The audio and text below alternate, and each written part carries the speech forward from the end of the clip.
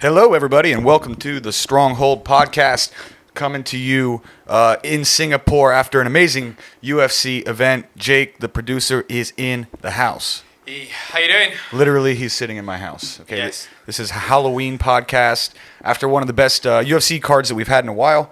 Especially the main card delivered pretty well, and in fact, we're gonna do some technique videos for you later for a couple of the fights on the main card. So the fights were really good. Jake, how are you feeling about them fights, dude? The ones I actually got to watch all the way through and didn't have the finish ruined for me by my streaming service were brilliant. And even the ones that got ruined were pretty good fights. Which one do you want to start with? Let's jump. So many. Let's jump right into the main card there. Why don't we start with Khamzat? Because he was the first big fighter there on the main card. So if you haven't seen the UFC today, spoilers starting right now. So Khamzat was able to put out Li Jingliang really quick, really easy. First, man, I'll tell you what, these guys, man, some of these wrestlers that you're getting, Khamzat just took him down, smashed him, took his back, flattened him out, choked him unconscious. He was unconscious for a while. I don't know if you saw the full ending, but that was like the longest I've ever seen somebody be out from a choke. Yeah. Like, go ahead. Oh, no. So there was problems with my streaming service. I clicked on it to click on it oh right, I'll watch that fight, and it cut into the video right at the end of the fight where he's got him in the choke and Lee's eyes are just starting to glow bloodshot and bulge out of his head. He absolutely nailed that choke on him. Yeah, he's so powerful. I mean, he just took the first takedown that he got. I think there's some ridiculous statistic with Khamzat that I think his strike differential is he's landed over 300, 400 strikes or something like that, and he's been hit 3 or 4 times. See if you can find an actual, maybe statistic, a real one. It's got to be online somewhere. It's something crazy. I don't think there's ever been a guy that's been hit so little in his first 4 UFC fights. I think DC said he's been hit once in his last 3 fights. I mean, that is absolutely crazy. And Khamzat's story is crazy. I mean, this guy, he had probably the worst case of COVID of any fighter that I've heard of. He was out for nearly a year after having one of the best, 2020s of the year. He was like one of the fighters of the year, him and Kevin Holland. And he had 2 fights in 2 weeks, smashed one dude, came in, knocked out Gerald Meerschaert in 20 seconds, and then got crushed with COVID. He was talking about retiring. I mean, apparently he was really, really, really bad. And then it wasn't looking good because at the weigh-in, did you see the old towel trick? Yes. Did you see the old towel trick? This motherfucker, he came in overweight by 1 or 2 kilos, right? He was 72 or 73, something like that. He came back an hour later and was 166. So he somehow lost 8 pounds in an hour or something like that. But he did the old Daniel Cormier trick where he holds onto the towel and he pushed it, and then the person reading the weight was 166. He's obviously pushing on the towel. And then the lady that was sitting there watching it, she was like, wait, 166? What is that? They're like, no, come back. And then he put his hands free, and then he was 171 on the dot. Yeah. So he barely made weight. And, after all the COVID shit, I mean, that would have sucked, right? Yeah, if he'd not made weight. Yeah, so luckily, he tried to cheat a little bit. He tried to play the game a little something. Got caught. Luckily, I mean, I'm not sure why he wouldn't get fined for that. That is blatantly fucking cheating. You can't. Everyone just kind of laughs about it. They're like, ha. I'm like, no, that is absolutely cheating. You definitely can't do that. But man, you say you can't do that, but DC did for a title fight. So. Yeah, that's true. But yeah, he did it. But now people knew. People back then didn't know the towel trick quite as well. So now they know. And Khamzat, what a prospect this guy is. I mean, he was just all the rage about a year and a half ago, and then the COVID just crushed him, and now he's back, and he looks better than ever. He fought a guy that was ranked near the top 10 and just crushed him. So, and made it look easy, man. Easy takedown, easy submission, flatten him out. He looks strong as shit, man. So strong. He carried his opponent over to the cage, held him up in the air, just to say a few words to Dana. Yeah, exactly. I mean, I don't know if anybody's ever made it look as easy as Khamzat. He makes every fight just look easy. Now, granted, he's not fighting the killers in the division yet. I think he's only had 10 fights. It wasn't this. He's 10-0 now, right? Yeah. So, I mean, he's not really scratched that next level, but considering he's only had 10 fights, he's so far ahead of the level of guys that he's fought up to this point, including fighting in 2 different weight classes. Yep. He fought Gerald Meerschaert at middleweight. I've just seen what he was saying to Dana when he carried him over because I didn't catch it on the camera. Oh, he talked to him? Yeah. Oh, what'd he say? Who's next? I'll fight anyone. I don't care. Give me Brock Lesnar. While he's carrying, Li Jingliang across the cage. That's hilarious, man.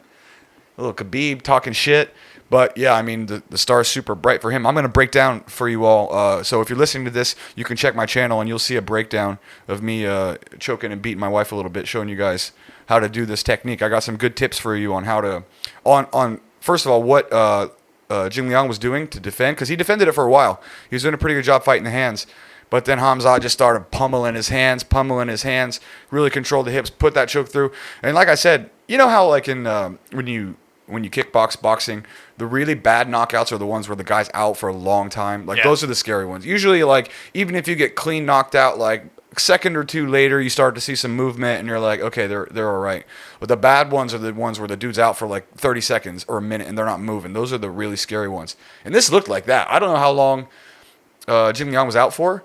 But after the fact, he wasn't moving for quite a while. I was like, well, that's the longest I've ever seen a person stay out after the choke. He's got some crazy squeeze, man. Khamzat has got a crazy squeeze on him. So, 170, we got one. Yeah, watch out. We got one. Man, what if we had seen that Leon Edwards fight, though, man? If we remember when they were supposed to book Khamzat and Leon Edwards? Yeah. That would have. Then we would really know more than we know now, because Jing Liang is a good fighter, right? He's at the top end of, I think he was like ranked 12th or 13th or something like that.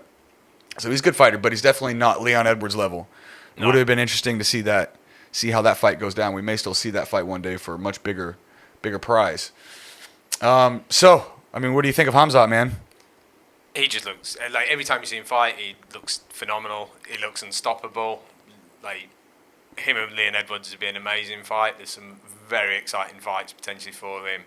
In that division, he needs to get someone in the top 5 now. I would say so. Yeah. I mean, definitely top 10. Can you pull up the division? Yeah, just find it. Let's play a matchmaker here a little bit and see what would be good for Khamzat. Because, I mean, now he's going to have to take that next level up in competition. It's been too easy for him. You need to see him push, right, to see how he responds to being pushed. And right now, I mean, he's just making the UFC look easy. It's crazy. I mean, there's very few guys that have had such a dominant start in the history of the UFC. Even like John Jones, when he first fought, looked pretty raw when he came in, and he had some early and then he found his form. Khabib the same way. Like Khabib had some early fights where people were competitive. Mm-hmm. I mean, Khamzat, his fourth, right, in the UFC? Yeah, I think so. I mean, he's just crushed everybody. Easy. So let's see. Can you put that up on the main screen there, and let's zoom in and see what we got in this top 10. Can you read that out for me? So you got Usman as champ, obviously. Colby, and they fight next week. Yeah, boy. That's going to be a banger. Gilbert Burns, Leon Edwards, Vicente Luque, Wonderboy. Ooh, Luque, that would be... Whoa. Yeah, now shit's getting real. Look at this division, man. Chiesa, Masvidal, Magny, Bala Mohammed. Okay, so Jing Liang was 11. So if we're talking about a good matchup for him, Luque, Leon Edwards... Chiesa, Chiesa's a grappler, man. That could be interesting. Yeah. That would be an interesting fight, because Michael Chiesa is one of the best grapplers in that division. So I might think that would be the next logical move for Khamzat, because he also shouldn't jump the queue so high, like top 3. You know what I mean? Like fucking Leon Edwards. If they give Khamzat like a fight before Leon Edwards. Yeah, Edwards is fighting Masvidal, isn't he? Yeah. So then that leaves in the top 5. That then leaves, as far as I know, Burns without a dance partner, Luque, and Wonderboy in the top 5. Gilbert Burns would be interesting too, but Khamzat's so much bigger than Burns, though. Burns used to be a lightweight. There's some really interesting matchups there. That Michael Chiesa one, that's what I'm looking at. Yeah. Wonderboy that might be a little tough for old Khamzat. That range, hard to deal with. Wonderboy's takedown defense is really good. I think Wonderboy might be a little early, but then you still got to think, like, all roads lead to fucking Kamaru Usman. And that is not good for anybody, because this guy, man, I'll tell you what, he's on the cusp of greatness. He gets a couple more title defenses. Now that he's actually figured out that he's so powerful, he can also punch people and knock them out cold. I mean, if you look at him in the early UFC, when he was just like clinching people, when he was super boring and he would just like pot shot and clinch and just hold people against the cage, and you look at him now, I mean, his style has completely changed. I've never seen somebody go from just Well, John Jones, I guess I would say him and John Jones. That's it. Yeah. From like wrestlers who were a little tentative early on, a lot of clinching, to just destroying people on the feet. Yep. I mean, it's crazy. And Colby next week. Whoo, whoo. I'm getting heart excited. aspirations just thinking about that shit. All right, so good stuff for Khamzat, man. So we'll do a technique video of him breaking down that finish later. So if you enjoy that and you want to see that, please watch it. Moving on. We'll say there was a light heavyweight fight and a heavyweight fight on that card that were boring as piss. Yeah, Volkov and who was it? Tybura. Volkov and Tybura. Yeah, kind of close fight, boring. The cardio wasn't there toward the end of that fight. And then there was one more. What was the other fight on the main card? The opener, the Ankalaev. Ankalaev, yeah. Ankalaev, another Dagestani. Another guy from Hashkala, just like Khabib and Islam. Yep. And another guy who may very well... Can you click on him real quick? We got to give Ankalaev some love because this guy is a problem. This guy's a problem. I mean, he just shut down Ozdemir. I think he's on a 6-fight win streak. Can you click on his... So he's 16-1. Let's see who he's beat. Yeah, because he's another one. This guy, I mean, he's right there with Islam Makhachev, with top, like really, really, really pushing the top 5, top 10 of that division. Guy might very well be your champ. And we're gonna get to that champ and that. This is light heavyweight, right? Yeah. Okay, so let's see. Who do we got here? So just beat Ozdemir. Krylov, Nikita Krylov, Kutilava, they're both pretty good fighters. Oh, yeah, that's right. I remember that Kutilava. They fought a few times. But, yeah, beat him twice. Yeah. Okay, so he's another one that's really starting to knock on the top of that division. What's that? That's in the UFC. Oh, no. Oh, Paul Craig. Paul Craig got him in that triangle. How about Paul Craig, man? That's another one. God, that light heavyweight division is getting juicy.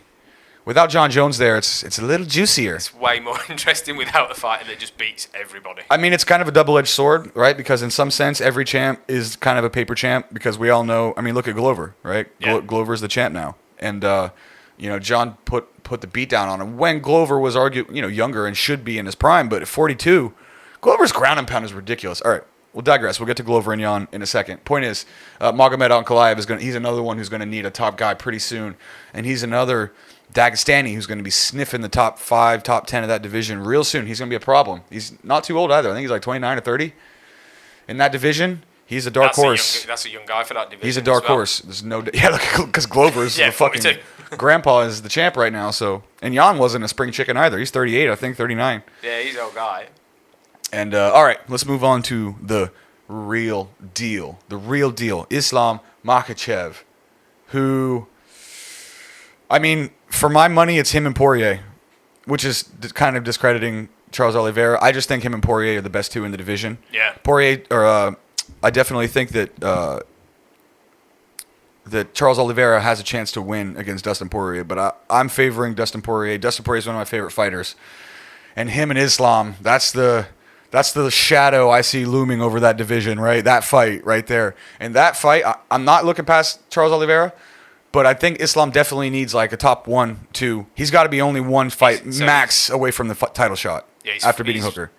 He's ranked 5th now, and then on top of him, I'll throw it up. Let's see the top 5 here. Gaethje, Dariush, Chandler, Makhachev now. So we got Poirier and Oliveira fighting for the title. Don't know who's going to win that fight. Both guys could win, but I definitely feel like it's Poirier. Gaethje's lined up. He's fighting Chandler. He's fighting Michael Chandler. So next week. So they're tied up right now. But presumably whoever wins that fight would still be higher than Islam. So maybe Islam's one fight away from a title shot. Maximum. He could fight for it next. So if Dariush, because Dariush is 3, if he's not got a fight lined up, it makes sense for him and Islam to go. And then or the winner of Chandler and Gaethje. Yeah. And then whoever wins that fight fights for the title next. Yeah. I don't know, man. I just see shadows looming over the horizon, and those looming shadows are Dustin Poirier against Islam Makhachev. And I mean, Dustin Poirier getting like PTSD from what Khabib did to him. Not that again. That's what makes this narrative so interesting, right? Because this is the narrative. Oh, he's the next Khabib. Like Islam is the next Khabib. Islam. First of all, Islam is the next Islam. He's different. He can do the things that Khabib can do. As we can see, I mean, his last 3 fights are all brutal finishes where he looks super dominant with submissions. So those submissions are there. But he's got a more technical striking style than Khabib, which is a double-edged sword because Islam did get knocked out. He got caught. But since then, he's been super dominant. And so he's not Khabib. He's his own fighter, and he's starting to show his own path. But he's also recently, like Khabib late in his career, just not willing to play the striking game as much as he used to because he got caught. Yeah. And so far, it's worked out for him. Now, the Dustin Poirier thing is so interesting because he lost to Khabib, and there's this Makhachev is the next Khabib. So you got to know that like Poirier does not want to lose to Khabib's teammate for sure. And he's going to have to deal with the wrestling. But in the striking, I don't think anybody's better than Poirier, first of all. I'll say that in the striking. But Islam is definitely proficient enough to hold his own there. And then it just can Makhachev take Dustin Poirier down. And if Dustin Poirier gets the win over Islam, I think then he's finally validated, right? Khabib's gone. If he beats Charles Oliveira, everybody knows that the boogeyman, Islam Makhachev, is waiting in the wings, right? Yeah. So I think everybody kind of knows that he's the real threat that everybody in the top 5 has got to figure out how to deal with. One who might be interesting is Beneil Dariush. Because Beneil's got really good jiu-jitsu. Like, Beneil's world-class jiu-jitsu. I think he's a black belt European champion or something. Like, he's a highly competitive level jiu-jitsu. So him and Islam, that could be interesting too. But, and Beneil's on a tear, hey? But he's another guy who's been knocked out a few times in his career. That lightweight top 5. It's exciting. Very exciting. That is brutal, man. Look at that. Islam, Chandler, Dariush, Gaethje, Poirier, and Charles Oliveira. So, and then you still got Hooker and Ferguson and Dos Anjos and Conor McGregor and Gregor Gillespie. I mean, Jesus Christ. Yeah, that's a very exciting top 10. I mean, that is just the wood chipper to get through that. Like, man, if you get into the top of that division, you have left a piece of yourself in that fucking cage, for sure. So, man, Islam Makhachev is an animal. We're also going to break down his finish. That is one of the nastiest finishes I've seen in a long time. Like, I think the referee saved Hooker because I don't think Hooker tapped, and Dan Hooker's a tough son of a bitch. So I think he'd have let his arm break, and I think can't say for certain, but I think he didn't tap, and the ref saved him from getting his arm broke. I think. I looked away. I honestly, like, I love this shit. I looked away from the screen. Yeah. I was literally like, Charmaine was sitting next to me, and I was just like, oh, he's gonna break it. Oh, he's gonna break it. And I started to do, that thing where you can just sense a disaster coming, so you kind of look away. That's what I started doing, and then I was like, oh, okay, he tapped. I didn't know the referee pulled him, but that shit was to the point where it was just about to break. My question is, what did he tap with? Because he was so tied up, he couldn't tap. Like, I think right decision by the ref if he did. I think he saved him because I think Hooker was saying, like, I didn't tap, but also knew he was about to get his arm broke, so didn't overly protest. Yeah, I mean, it was going to break real soon. So he definitely got his arm saved. And there's no point, right? You're done. Like, you can still fight again in 6 months if you don't break your shit. So, you just tap, you're done. Yeah, but it was amazing. He made it look easy. I mean, I checked the sequence because I'm going to do a technique video about it. And it was, so Islam was on top and Hooker was playing the butterfly half. So he was like looking toward the feet with blocking the underhook, and then Hooker had him in the butterfly half.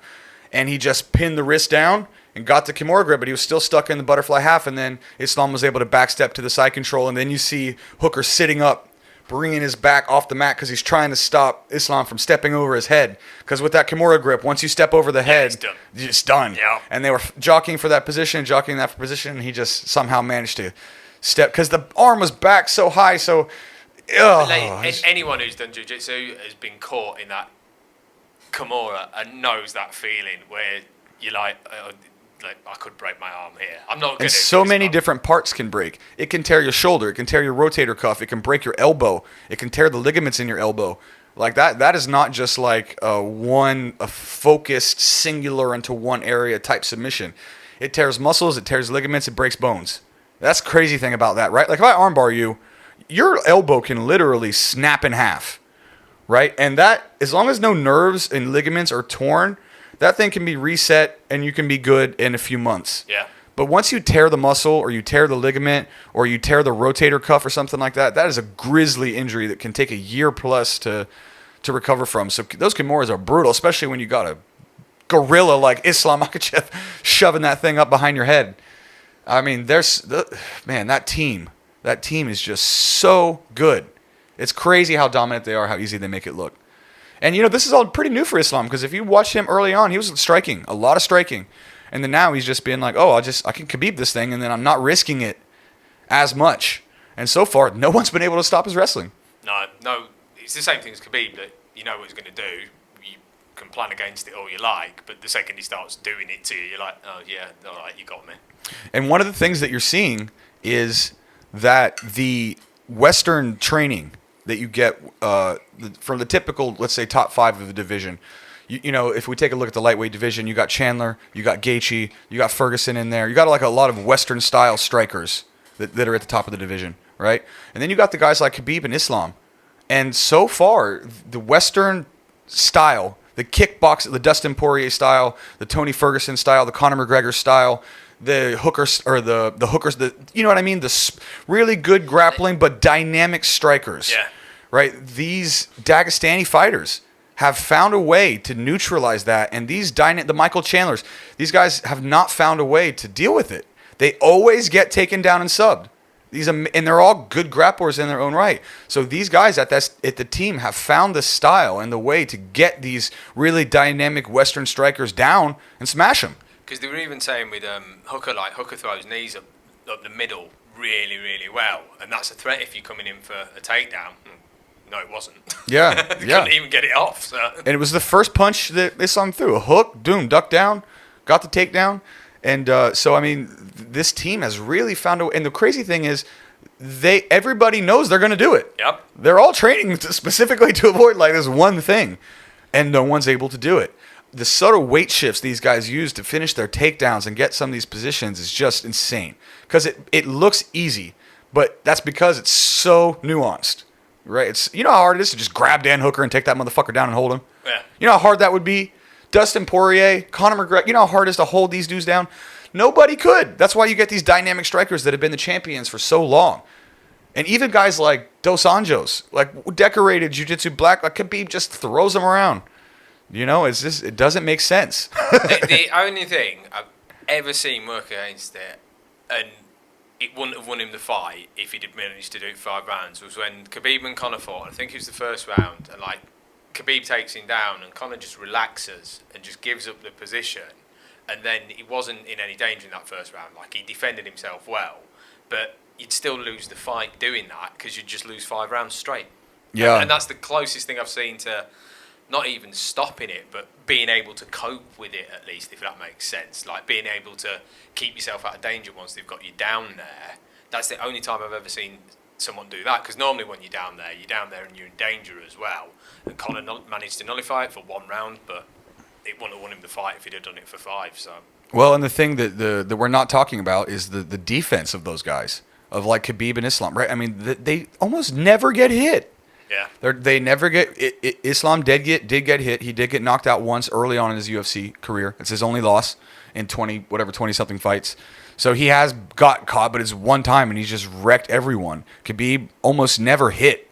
He occasionally got he had some scrappy fights in his early where it was like with Gleison Tebow, right, where they're taking each other down a lot and stuff like that. But they just really don't get hit flush very often ever. So part of it's that wrestling style. But then also their defense is really, really good. They don't get hit clean very often. They don't get cut. They don't get dropped. They're just freaks of nature, man. That team is just spectacular, amazing, and it seems like nobody else can catch up.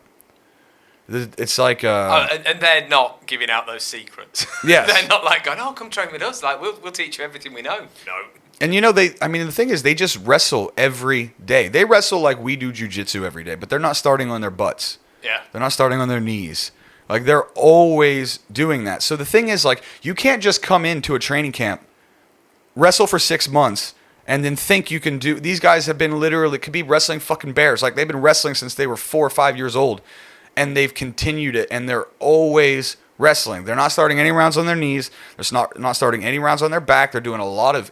And they were doing combat sambo when young, so they know how to ground and pound with the submission threats and the wrestling.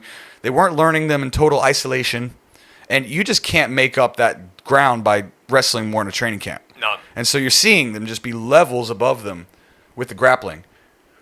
And even if it feels like, you know what I mean? Even with these guys, it feels like if they get caught, it's almost a lucky punch because they're so dominant. Yeah. Right? Even John Jones has had really close, tough fights. But Khabib and Islam, other than the one, have had, pretty much walk in the park. I mean, amazing talent. Amazing talent. So, like I said, he's not the next coming of Khabib. He's his own thing. And we got to see where it's going to go. But that division is just a fucking wood chipper. It's a scary prospect when you think it's Khabib, but with better striking. Yeah. What? And he hasn't even needed to use it recently. No. And it's there. Yeah. It's there. So, all right. So, good stuff. Let's move on to the next one, which is Petr Yan, Sandhagen. Yeah, so this was an interesting fight. It started off really interesting. I thought Sandhagen was doing great early on, especially the second round. But it seemed like I think Jan just had the better cardio. I mean, first of all, Jan hurt him in the third round. Yeah. When he dropped him with that spinning back fist, and then that I think it was a left hook, and that dropped him. After that, he never seemed to have the power anymore.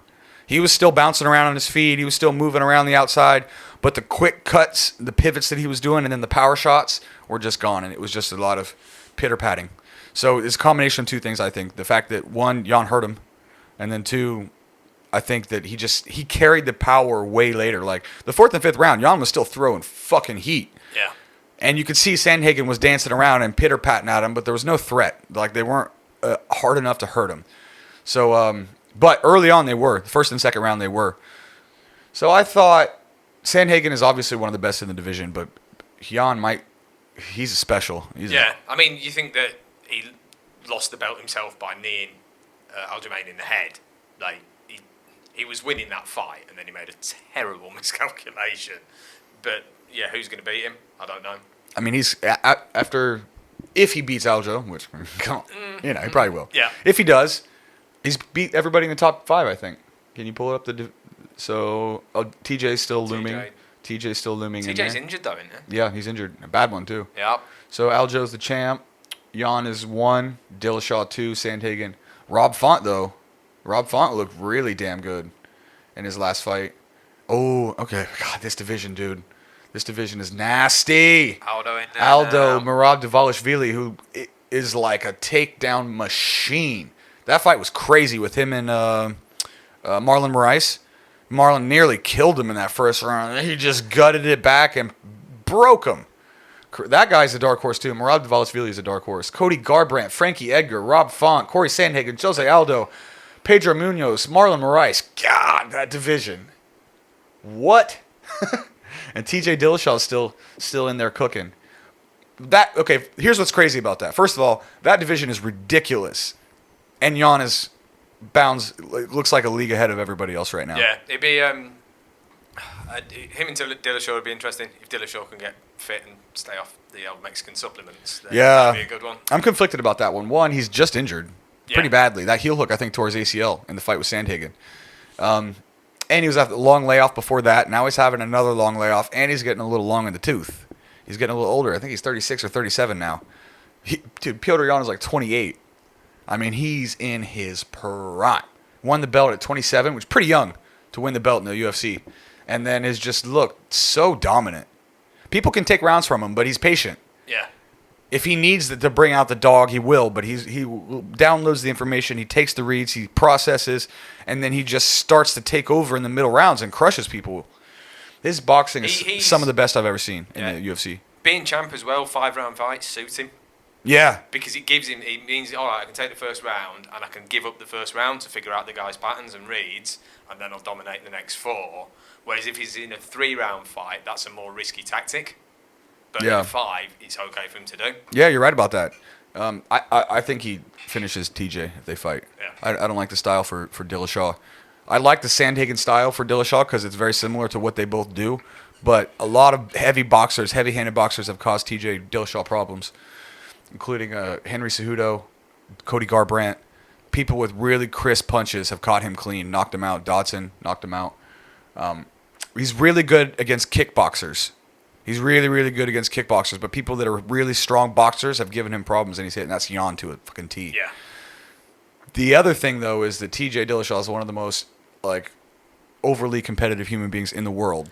So I feel like he's going to come in really good shape and try to but I think Jan finishes him. I just don't see anybody in that division beating him right now. I think he's a little bit like Valentina. You know what I mean? He's just above everyone. Yeah, he's just a level ahead. These fucking Russians, dude. I don't know what they put in the water over there, but these didn't all the Russians on the main card win? Yeah. Every single one of them won, right? Yep. What the fuck? Oh man. Keep me away from there. I don't want any of that shit. No. All right, and then let's get to the main event. Old man power, Jake. You still got a chance, bro. You still got a chance, dude. He's a year older than me. I'm still in there. You're still in your prime, bro. You can get it. Come on, dude. I don't getting out of bed in the morning's difficult for me. I don't know. He's done that at the age of 41. Come on, 42, man. sorry, that's amazing. There's still time. We'll get you into one, dude. You're in your physical prime right now. Glover Teixeira, 42 years old, just had his 42nd birthday. I can't believe he won. I thought for sure Błachowicz was going to win. I don't know what went on with Błachowicz there. He seemed like he was just stuck. He made a terrible decision to try and lock a Kimura on Teixeira when he didn't have position. And just went, I'll go for some. Is it position over submission or submission over position? Submission, that's what's first. You know what I think he was trying to do was that choke. He caught that dude. Can you Google Błachowicz standing rear naked choke? As you can see, he caught somebody with this in the UFC, and he had the arm underneath the neck, but he didn't have his legs wrapped around his partner. And I think this is what he was trying to do, but Glover's too good, and he brought him straight down. So you can see an image of this, and then let me see if you think that if this is what he was trying to go for. So there should be a... Just trying to find it now. I can't remember exactly who he fought. Yeah, so just click on one of those. Yeah. And then we can put this up on the screen. I can't remember exactly who the opponent was.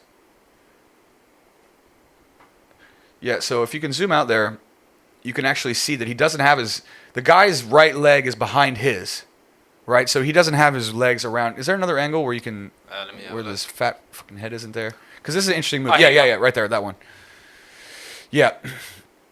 So you can see that Błachowicz isn't actually behind him, right? So if you're listening to this, when you do a rear naked choke, you need to be directly behind your opponent. But if you can get a deep enough grip on the neck, then you can still sometimes finish it. Same thing with the guillotine. If you have a really, really deep guillotine and know exactly how to squeeze it, you can finish people without having the legs around them. Yeah. And Błachowicz did it here. I feel like he was trying to go for something like this on Teixeira, but Glover's just too good. And then I think he just tripped him right down because he had that position on his legs, behind his legs. So it's a risky maneuver. This is why they tell you position first. And, you get some of those freaks that can just squeeze your head till it pops off, and they're able to finish that. But someone like Glover is too good. Man, his control, his wrestling and ground and pound, he just gets hit and then takes people down every time. He gets hurt and then just takes everybody down. Thiago Santos nearly killed him. Remember? Yeah. And then he just grabs him and then takes him down. He's like, you nearly knocked me out. I'm just going to take you down now. And somehow it works. Usually they're chicken dancing and their balance is off. He gets hit. He's flying around. He grabs a hold of you and just ends up on top of you. Yep. It doesn't make any sense. He's got that crazy squeeze strength where he's just able to... I'll tell you where you saw that inside. He was using the can opener to open the guard. Oh, which is yeah. a brilliant way to open guard, I feel. But, did you see him right? I think it was right at the end of the first. And if you've ever been caught in that with a can opener, he's just so tight, driving the neck into the chin. I've seen people pass out from that. It's a neck crank too, man. Yeah. It hurts your neck. Like hell, and I like how he was doing it to open Blachowicz' guard, right? Yeah. And then Blachowicz opened his guard, and he's like, "Nah, I'm just gonna keep." He's like, "I'm not gonna." Still got it. I'm actually all right. I'll keep this. Well, what Glover does is he's nasty in there. He's nasty in there. He's like putting his forehead in your chin. He's covering your mouth. He's punching you. He's posturing up. He's pummeling in with dirty elbows. He's just hammer fisting wherever he can. He's just making it grindy and grimy and cranking on your neck and just every spot where he can make you uncomfortable. He's doing it. And he's so strong that he's able to get these guys down. He's one thing about his age is you can tell that he is a little bit can't take a punch like he used to. He gets hurt in a lot of fights. But he somehow manages to stay awake and then get those takedowns, and people just can't stop it. And old man strength is real. 42. Yeah. He's the oldest first-time champion in UFC history. Because, Randy won it later, but he won it also when he was in his 30s, in his late 30s. And who else won it? Was it only Randy who won in his 40s? Yeah. Hendo didn't. No, I don't think Anderson was not quite 40, I don't think. So yeah, I think he's the first time, which I kind of got like Brandon Moreno type vibes after he won. Like it was just one of those moments. Was like, I can't believe this old bitch did it. You know what I mean? Like I felt it was such a feel good moment. I like Błachowicz too. Yeah. But man, you got to just love the old dog going in there, getting it done. You know, I still kind of feel like the shadow of John Jones looms a little bit over everybody in that division because he never lost and he beat, everybody. He beat Glover, so everybody kind of knows who still the king is, but the division's more fun now. But speaking of another presence that's looming over that division, Yuri Prochazka. Oh boy, this one. He might be the one, and he's going to have the next shot for sure at Glover Teixeira. I don't know if I like Glover's chances against the power of Prochazka. He is a big light heavyweight. Huge. He is a unit, man. He is a violent, violent unit. And I don't think anyone's taken him down yet. Has anyone taken him down in the UFC? Prochazka? Don't think so. You know Glover's going to try, though. Oh, yeah. You know he's going to try. If anyone can. Glover can. Now, he's fought good grapplers. Like, he fought Muhammad Kimo. Yuri's fought some really good grapplers throughout the years. Yeah, let's pull that division up. We know that Yuri's next. And if Glover can get past Yuri Prochazka, if he can, I feel like he's really cemented his title reign. But that's tough. Okay, so Glover's now the champ. So that'll probably slide Błachowicz into number 1. Prochazka will be 2. Or 3, rather. Yeah. Then you got Alexander Rakic, Anthony Smith, Santos, Reyes, and the next dark horse, Ankalaev, who just won today. So most likely, what you'll probably see next is Błachowicz versus either Prochazka or Rakic or Ankalaev. Yeah. That would make the most sense. And then you have Yuri and Glover. And if Yuri wins, that's going to put that whole division on notice. He might be the next actual champ that you might think could beat John Jones as well. Because, I mean, Glover's a champ. Glover lost to him already. We all kind of know probably what would happen if John fought Błachowicz. Yeah. But Prochazka, I don't know what would happen if Yuri Prochazka fought John Jones. That would be fucking crazy. A big fella. Yeah, he's a big, explosive. That spinning back elbow that he knocked out Dominic Reyes with was ridiculous. Ridiculous. But congrats to Glover, man. 42 years old, winning the championship. Can you imagine how that would feel?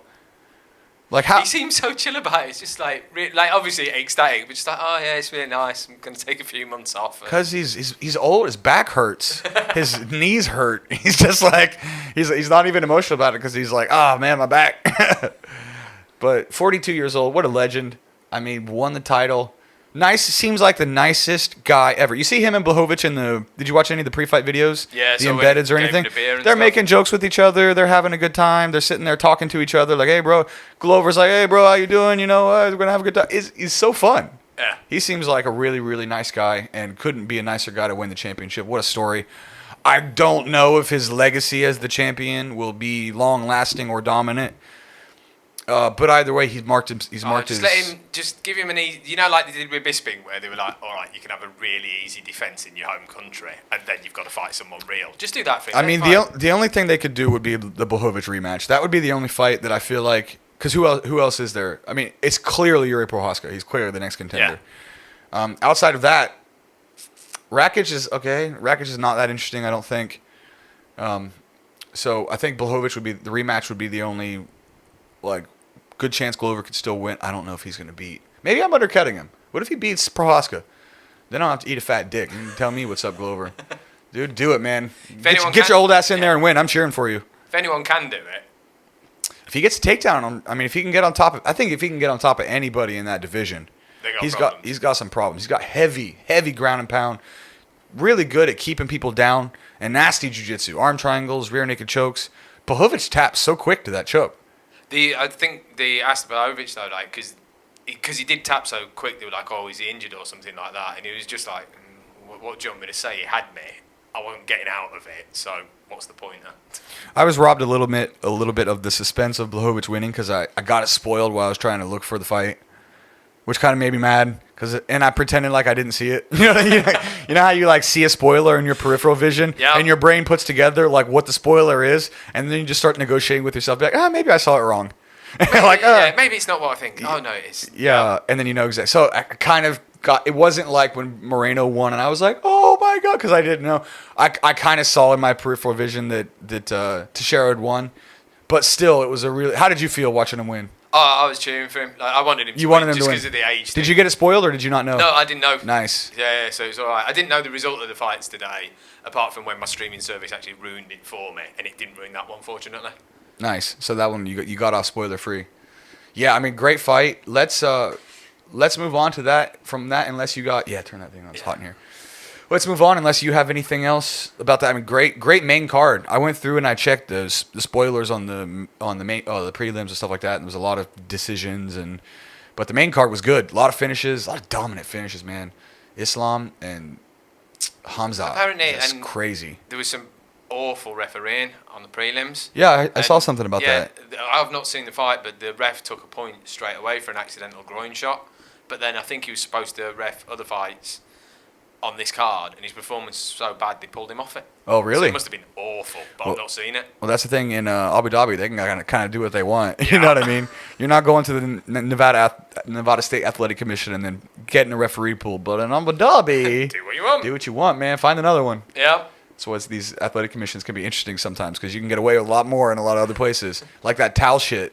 Yeah. Right? I mean, if he had done that in the States, he probably would have got fined minimum. Maybe suspended. Who knows? But blatantly cheating to try to make weight, right? And they're just like, nah. Abu Dhabi's like, that's fine, don't And worry. then Hasbullah just goes and punches somebody and everybody forgets about it. Okay, you want to look at next week's card?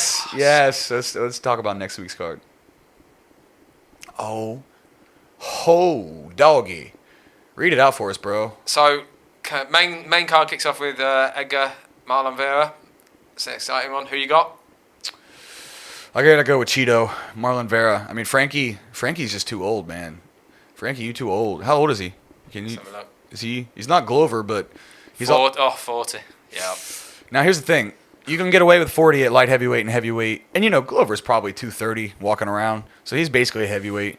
But when you're a bantamweight, when you're small and fast twitch, that speed goes, the power stays, so you can get away with a lot of stuff. Even Błachowicz, right? Yeah. He's got that crazy power. 38, 39 years old, still hurting everybody. But the speed, the fast twitch is what goes first. And, Frankie got knocked out by Corey Sandhagen. He got knocked out He's had a few brutal knockouts of late. Yeah. Brian Ortega. Yeah. Brian Ortega knocked him out. And Marlon Vera's the right age. He's coming into his prime. He's damn good. Doesn't have, the power that the other guys have. So that might be... Frankie's still quick. Make no mistake about it. But 40 years old as a bantamweight is a tough ask. Good fight. Love Frankie Edgar. I love him so much that it's starting to get to that point where I'm just like, oh man, I can't get pumped for it anymore. Yeah. Please stop putting him in with up and comers in the 20s. Let him fight other 40-year-olds. Yes. Then I'm happy. It's like 5 years ago when Frankie Edgar fought, I was excited. Yeah. But now I'm a little nervous, and I don't like that switch. And I feel like once you get to that point, someone needs to tell you what's up, because he has not won recently, right? No. Maybe we can pull up Frankie's record real quick. I think his last fight was that knockout loss to was it to Corey or to Brian? To Ortega. Yeah, he's on lost a couple in a row, I think. Let's have a look. And Frankie had a legendary chin. So when you see him get knocked out, all right, let's see. Tapology in use. Okay. Oh no, I'm wrong. He won a split. Oh no, but so he did get knocked out by Corey Sandhagen last time. Yeah. Okay, so his last loss was the knockout loss to Sandhagen. Then he won a split decision to Pedro Munoz. I remember that fight. I thought Munoz had won it. And then before that, knocked out by Korean Zombie. Before that, lost to Max Holloway. And then he won one decision against Cub Swanson and then knocked out by Ortega. Yeah, that's pretty salty. It's pretty salty there at the end for a legend. Ting. Don't know what that was. Sorry if it blew your ear holes. Yeah, so I don't know, man. How do you feel about Frankie? I think if he wants, with all those fighters at that age, if they want to fight, let them fight. Let them do it. But let them fight people their own age. Don't put them in with Vera's 28, I think? 28. 28 versus 40. That's not going to work for me. Just put him in with one of the older guys in the division, and then at least then it's an interesting fight as well. Like you're It's not just like, the UFC doesn't do that, man. No. They have no issue just slaughtering you, like sending you to the fucking, you know what I mean? Like they have no problem sacrificing any of these old legends to put over the young guys. Give someone a little rub, all right. You know what I mean? Yep. Exactly. And it always happens. It just pretty much, unless you're like Khabib, unless you're one of those guys that managed to get out at just the right time. But then everybody's like, oh yeah, but your legacy, you only had 2 title defenses. So people are just going to criticize you and whatever. But it's the knockout losses at the end of a career of a great champion that you're just like, dude. Yeah, they're the ones that do the damage. I mean, people need to do what like Rory McDonald did or Benson Henderson did. Or it's like, okay, you're clearly past your prime. You're losing a few fights. Go and make money in Bellator. Right? Go and make the money there. Yeah. Right? The competition is going to be generally lower. They're still dangerous. They're still good enough to beat you if you fuck around. But you're going to get more money. And you're not in the UFC's wood chipper of a division. And, that's what a lot of the older guys did. Machida, right? Chael, all the guy, Fedor. Right? They go over there. Fedor just knocked out Tim Johnson, right? Tim Johnson was like the number 2 in the Bellator's heavyweight division. Well, Bellator's heavyweight division is not the fucking UFC's heavyweight division. Yeah, so he can go winging punches at you. So he can be 44 and he can go over there and he can fight a good guy, make a shitload of money, but not a guy who's most likely going to just destroy him and then give all the fans that love Fedor this like sad ending, right? So a lot of people are doing that, and I think that's the move. Frankie can go to Bellator, fight in that bantamweight division. Yeah, come to one. Come to one, exactly. Look at DJ. Yep. DJ doesn't need to be in there fighting Figueiredo and fucking these guys anymore. It's like, to be fair, it didn't actually work out too well for DJ in his last fight where he got kneed square in the face. Yep. That's why I'm saying though, all these guys are still dangerous. Like the top of the divisions in Bellator, like the champions, the top 3 guys in those divisions can compete with almost any UFC champion, except for the very best, right? Except for the very best. Mike Chandler came from Bellator, right? Look at so these guys can come in and do it, and then you see Mighty Mouse get knocked out, right? Eddie Alvarez get knocked out in one. So at the tip of the spear in these other promotions, you got a problem still, but You've got easier fights. Road there, you can, you know what I mean? And those companies, when they pick you up, if you're an aging legend and you go to Bellator or you go to one, the companies that pick you there are trying to get more value out of you than by just feeding you to the younger guy, because you have star power. You help their marketing because you have a name. So they don't want to fucking kill you right away. They want to be a little bit more careful with it. In UFC, they don't give a fuck. UFC are like, no, we just want new names. No old names, new names. Yes, new. They have no issue getting the rub on these young guys by sacrificing their legends, right? So, but people want to go in the UFC. I mean, look at Overeem. Look how Overeem's career ended in the UFC, right? If he had just left... Brutal knockout after brutal knockout. Yeah. Chuck Liddell... I mean, I could go on and on and on, and I won't because I love those guys. GSP and fucking Khabib did it right. Got out. And that's why they're the best. The best. Like we always say the GOATs, right? John Jones still fighting, so we don't know what's up with that. But so anyway, Frankie Edgar. I kind of hope he wins, man. I love Frankie, but I don't like it. Don't see it happening. Okay, next up on the card, we got who's that? Burgos versus Gaethje and... Oh, that's a tough one. Gaethje and Chandler's next, right? No. Oh, Burgos and Quarantillo. Okay, that's a good one. Shane Burgos is tough as they come, man. He had a great fight with Barboza. I mean, he's tough. He's had a bunch of fight of the nights. That one might be fight of the night. Yeah. That's a really, really fun fight. Neither guy's super high ranked in division, I don't think, but they are like top 10, top 15, something like that. Might be your fight of the night, other than the next one on our list. Oh, next one's very exciting. There you go. Gaethje, Chandler. Just going to, stand in the middle of the ring, winging punches at one another? I mean, I actually feel like this is a pretty comfortable pick for me. I had a pretty comfortable pick with Gaethje in this one, I feel like. Yeah. I don't think Chandler's really got enough of a skill set on the feet to hurt him. I don't think they're going to wrestle too much. And I don't think even if they did that, Michael Chandler's wrestling is not like Khabib's wrestling. He's not a finisher on the ground. He's like a guy that explosive with his takedowns, get a lot of scrambles. He can take your back and maybe rear naked choke you, but I don't know if he's going to do it with Gaethje. I just think Gaethje has way more tools on the feet. He's dense. He's going to kick the piss out of his legs. My only thing with Gaethje is, and he's not done it for a long time, but when he first started fighting in UFC, and he'd just think, oh, my chin can take anything, and go in and just throw down the other guy. I think he can lose if he does that to Chandler, because Chandler's right, so powerful that it could take him out. But Gaethje's not made that mistake in a long time. Yeah. And his chin always pretty much held up anyway. Like, the times that he got knocked out, he'd taken a beating up until... It's not like he got, like, boom, boom, one shot, knocked out, stiff. Never. He had taken hundreds of strikes up to that point. Like, his chin is ridiculous. He's got TKO'd. He got TKO'd by Poirier. He got TKO'd by Eddie Alvarez. But that was after a brutal fight. Yeah. So, the idea that Chandler's going to come in and, like, one-punch stiff him, I don't think so. And he may hurt him. You see that Chandler's definitely got the ability to hurt him. Don't think he puts him out, though. Yeah. And then I think and he may hurt him early, and this is typical of a lot of Gaethje fights. So I wouldn't be surprised if Chandler hurts him. I don't know if he can finish him, though. Yeah. And then I think if they get to the point where skill for skill as the fight goes on, then Gaethje's the I think Gaethje takes over, and especially late. Because, we haven't seen a whole lot from Mike Chandler yet in the UFC. His fight with Dan Hooker was real quick. He finished him, caught him, finished him. He hurt Oliveira, but then he got finished right away in the second round or whatever. So his actual time in the UFC is really, really short, and it's been a crazy finish one way or the other. So if this fight goes longer and longer, I like Gaethje's chances. But both guys are gritty and tough as hell. But, Chandler got finished by Oliveira.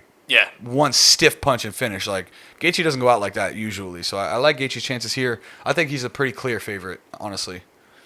So, yeah, that's what I'm thinking there.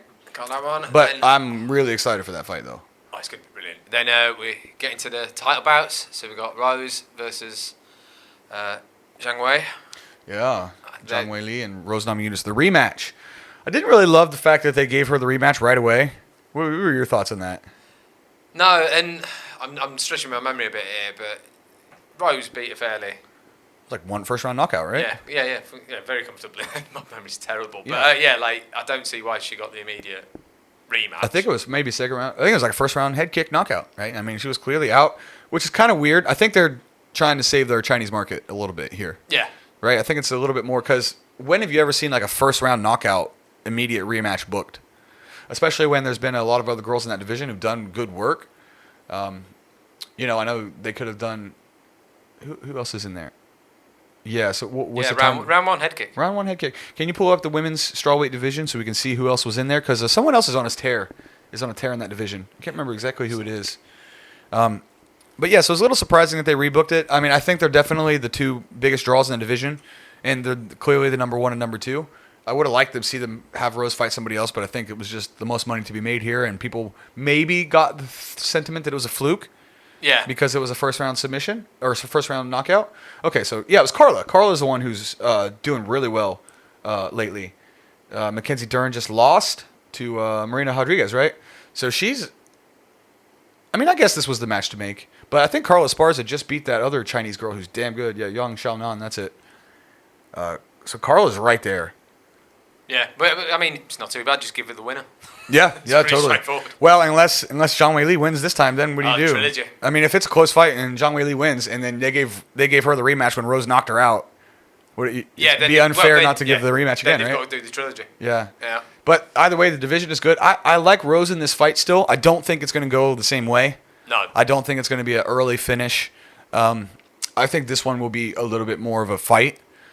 I don't know if it's going to be like the greatest fight of all time, like it was when Zhang Wei Li fought Joanna, but a lot of potential for some chaos in this fight. And I think whoever wins this fight is knocking on the door of being one of the greatest in the division's history because they both have beat Joanna. Yeah. So Joanna definitely has I think she had 5 title defenses, right? So she had more longevity. But considering the fact that they both beat her, I think whoever wins this is the best strawweight in history, and it should be a damn good one. Women's MMA is fucking awesome. Yeah, I'm just looking at the rankings now. The problem with the women's division is you've got stuff like Rose is champ in that, but then they've also got her ranked number 3 in the. Oh no, that's pound for pound. That's pound for pound. Mistake. That's the female pound for pound, right? Yeah. So Rose is definitely the number 2 female pound for pound. Or sorry, number 3 because obviously Valentina's number 2. Yeah. The women, what? Amanda Nunes, Rose Namajunas, and Valentina Shevchenko. Holy shit. Yeah, that's a championship lineup. Whoo, doggy, man. And then you throw in, you throw in Zhang Wei Li in there and Joanna, and it's just like, damn, these women can fight. So yeah, nasty. great fight. I can't wait for that one. That's going to be a good one. Charmaine loves. We both like both fighters, right? I mean, they're both beasts, but of course, Charmaine loves Zhang Weili, and she likes Rose because her fighting style is like. You watch Rose fight, and it's beautiful. It's elegant. Like, she fights, and it's smooth, and it's elegant. So some people fight, and it just looks like fucking donkey. Like when Francis Ngannou fight, right? He starts a windmill, or Deontay Wilder, they start windmilling those fucking haymakers. And then you see somebody like Rose or Sandhagen in the first 2 rounds. They're just slick. They're sliding in and out, pivoting, great angles. There's a totally different aesthetic to how they fight, right? Like, Rose has got what appears to be perfect balance. Yeah. Like, just amazing. She just slides in and out. And then, Zhang Weili's just a little juggernaut, right? Like a little tank. Generally, the finesse people win those matches, right? But then you have seen that Rose can get tanked, right? Because that's what Andrade did to her. Yeah. Gosh, fucking bull rushed her, picked her up, dropped her on her head, knocked her out. So it's always interesting to see how those styles play out. Because sometimes the bull can win, and then other times they just get pieced, right? So that's a great fight. Let's get to the main event. Oh, my God. I'm more excited for this fight than any fight this year, I think. Colby Usman 2. Now, here's the problem with this fight. A lot of people think it will be epic as the first one. I don't know if that's the case. My thing with it is that Usman seems to have gone, oh, yeah, you're allowed to punch people as well really hard in the face. I'll just do that now. He's like, oh, I'm good at this? Yeah. I'm good at doing this? So I just can't imagine having 2 instant classics in a row. Like, the odds of that are low. Usually you get one, and then the other one's kind of like the guy who should have won wins, right? Like Jones, Gustafsson, Jones, DC, like that can have amazing first fight, and then the second one, you've got them worked out. Yeah, and whoever the real person is sort of comes to the surface. I suspect that might most likely be the case here. I think Usman does get it done. But I kind of want, just because of the chaos, I kind of want Colby to win. Is that bad? No, because he's hilarious. Yeah, just because I'm an agent of chaos, though, right? It's not because I like Colby anymore, but I just like things getting disrupted. And if Colby won, the third fight or whoever's next would just be so epic. I don't want to miss that trash talk. That's really, Colby's been kind of quiet. For this one. But if Colby wins, Usman's going to be so pissed. It's just going to be it's just going to be fucking chaos, right? His nickname, right? So I just think Usman's better. I just think I don't see any circumstance at all whatsoever where Colby can knock Usman out, and I can see Usman knocking Colby out. I think the only way Colby wins, I feel like, is decision. Yeah. If he can outvolume him, if he can outpace him. But Kamaru Usman has showed that his gas tank is also elite. Because Colby Covington probably has the best cardio in the division. He has in the Dos Anjos fight. Him and Usman. Yeah. In that Dos Anjos fight, where Covington was just taking him down, that is the greatest cardio I've ever seen. It's just phenomenal. Colby Covington has as many takedowns in as many fights as Khabib. They both share the UFC record, I think, for most takedowns in the first 10 fights of the UFC. They're tied. Yeah. Just to show you how active Colby can be with his wrestling. I don't know if he has the power to really finish Usman. He's got to push the cardio, but the thing is, Usman's cardio is right there. When has Kamaru Usman ever looked tired? I've never seen him tired, ever. 5th round of any fight, I've never seen him tired. So I don't, unless Colby can hurt him to cut the gas tank, right? Not just like they both can still keep fighting, but he has to be hurt tired, which I don't know if Colby's can do. When was the last time you saw Colby hurt someone? Yeah, with the hands. He's put beatings on people, but he's never had anyone on wobbly legs. He's just been pop, pop, pop, pop, pop, pop. And Usman hurts people. Yeah. He hurts people. Now, the other question with this fight is, does the wrestling take... does the role of the wrestler have more of a role in this fight than the previous one? The first one, they didn't fight it. They didn't wrestle at all. No. They just beat the shit out of each other. I watched it twice in the last 2 weeks because it's so amazing. I literally sat down and watched that fight, and I was just on the edge of my seat. First of all, Colby did fucking good. I had Colby winning until the 5th round. So his striking was right there. You could see that he was definitely hurt more when Usman would land. But Colby hurt him bad multiple times. Colby had him doing the chicken dance. He had him wobbled and stumbled. Colby definitely hurt Usman in that first fight many times, at least 3 or 4 times bad. Had you watched it recently? No. You might be surprised how good Colby did. Go watch it again. I'd have to go back, yeah. I'm telling you, it's amazing. It's an instant classic. And you forget, because Usman's so dominant now, Colby was hurting him a lot, especially early on, and in the mid rounds too. And then I think if Usman didn't finish him, Colby might have won that fight. He was winning on 2 of the 3 judges' scorecards going into the 5th round. So I just don't know if he can repeat that magic. We have to see who's gotten better, but he's going to have to find a way to have better, more effective defense in this fight because the only way he just got hit too much in the last one. Yeah. He can outpace him, he can outwork him, he can outland him, but he has to also last. Because if 1 or 2 big ones get through Usman, it's a game changer. Yeah. If the big ones get through, Colby can get through the big ones. You feel like Usman can still hang. But if Kamaru lands that one that fucking knocked Jorge Masvidal out, oh, that jab that put Gilbert Burns down or something. Whew. Yeah, you're not walking through that. So who do you think will win, and who would you like to see win? I'd like to see Colby win just for the pure chaos of it, but I don't want to pick against him though, because I always just think back to that Dos Anjos, and that was one of the greatest performances I've ever seen. The Lawler fight too. I mean, he beat the shit out of Robbie Lawler.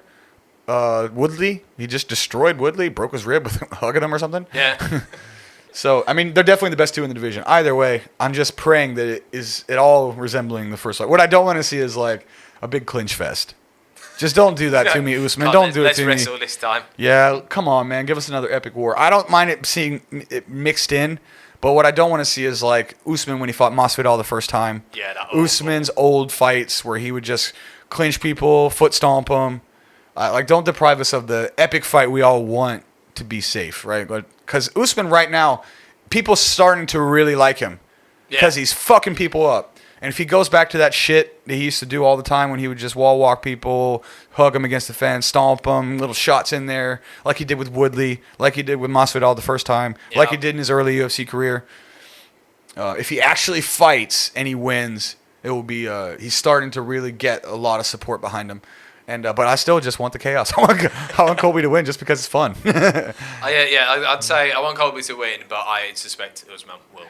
And I also like Usman better. I just like the character of Colby for the entertainment it provides. I just want to see what happens. Right. It's the same thing with when I wanted Derek Lewis to become champion, just to see what he did. Yeah, just see what he would say after he won. How hot are your balls, dude? All right, man. I think that about covers it.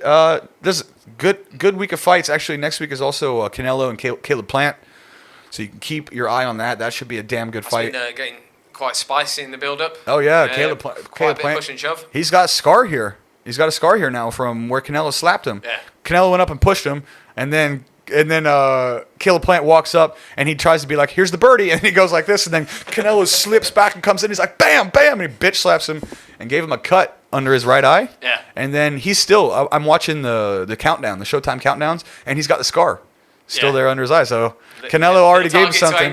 He's gonna have it forever, man. He's gonna have that little piece of Canelo on his face. I certainly think Canelo will win, but I do think that Plant's a good challenger. They're both undefeated, which is interesting, and this will be the first time that there will ever be a super. I think it's super middleweight or super duper ooper middle fucking weight, whatever it is, champion, where the titles will be unified for the first time ever. So that's interesting. And there's one more. Isn't there one more banger MMA event after this one? Let's have a look. Oh, Holloway. Yes. Fights. Yes. Real quick. Yeah. We can talk about that one next week, but let's just take a quick look at it. Holloway. Oh shit. It's exciting. Oh, man. Holloway and Yair Rodriguez. Early pick for that. I'm going Holloway every time. Yeah, I got to go Holloway. Because no one is tougher than Max Holloway. No. And I don't think that, even if Yair will lands one of those crazy fucking kicks and all that kind of stuff, I think Holloway would just eat it. Yeah. Eat it and come forward. And they're talking about, the word on the street is that they might be looking at Holloway versus Conor McGregor. Ooh. I don't like that fight for Conor McGregor. No, I don't either. That's going to be... I don't like that fight for Conor McGregor. I like the fight. I mean, they can't really give it to him now, but Oliveira would be a good matchup for Conor McGregor. That'd be a winnable fight for him. Anyway, so what else is here? Yair, Holloway. What else do we have on the card real quick? We'll preview this one next week. Oh, Kevin Holland's fighting again. No, he got injured, I think. Oh, is he out? Or maybe they rebooked it later. Oh, okay. Oh, Song Yadong's on there? Yeah. Oh, nice. Who's he fighting? Song is fighting. Song Yadong. Julio. Ark? Ars? I don't want to tell you. Yeah, that's what I'm doing. Is that Ars? Okay. And that's the main card, right? Okay, so we'll break that fight down next week. So everybody, thank you all for listening to this.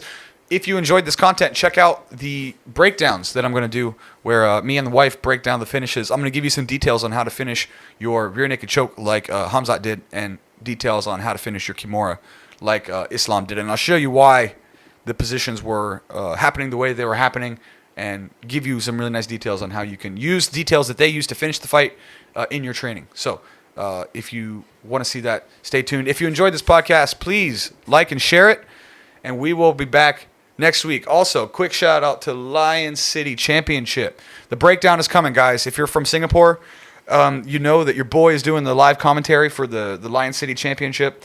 Me and Fucka Fuzz are going to get in there and call the fights. First amateur event back in Singapore. Kai Shong, who's an alum of the podcast, he's fighting on the event.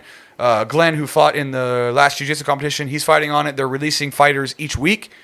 And then once we get the finalized card, we'll come in here and break it down. Maybe we'll get old Major back in here, or one of the Alvin in if Kai Shong, Alvin, somebody. We'll get people in here to break down all these fights, show you guys how you can watch them. As amateur MMA, local MMA finally returns to Singapore. Not only that, but I also heard that Arvin from SFC and KBX are also looking to start some shows again soon. So we might have 3 promotions coming where they're going to have amateur fights happening in Singapore. We can't wait to cover them. Jake and I was our original vision to make sure that we covered local stuff. And there's been no local stuff to cover. But covering the jiu-jitsu event was awesome. I can't wait to do the commentary for MMA, because as much as I love doing the commentary for jiu-jitsu, which I do, it was so much fun. I'm an MMA fanboy, and I'm an MMA nerd, hardcore, specifically MMA, so I can't wait to fucking do that, dude. And we'll get some of the guys, the fighters or Alvin or whoever in here, to break down the event as we try to continue to build the martial arts scene in Singapore. All right, everybody. Thank you all for listening. This is the Stronghold Podcast. Have a nice day.